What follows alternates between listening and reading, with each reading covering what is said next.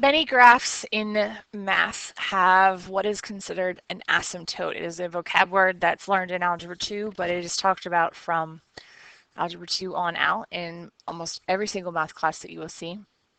So the big question is, what is an asymptote? There are multiple types of asymptotes. The two that are most likely talked about are vertical asymptotes and horizontal asymptotes. A vertical asymptote is a vertical line, so x equals a number that a curve will approach but never actually reach or touch. And along the same lines, a horizontal asymptote is going to be a horizontal line, so it has the equation y equals and then a number that a curve approaches very, very, very closely but never touches. In a horizontal asymptote, you can actually cross it in the middle. It's more what the arrow is doing as the arrow is approaching infinity. So let's take a look at a few examples here. Let's get a highlighter.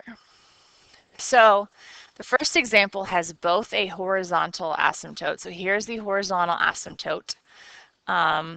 You can see right, if I were to focus on the arrows of what's going on, the arrows are leveling off horizontally. As they're going out to infinity, they're leveling off to some imaginary line that's in the graph.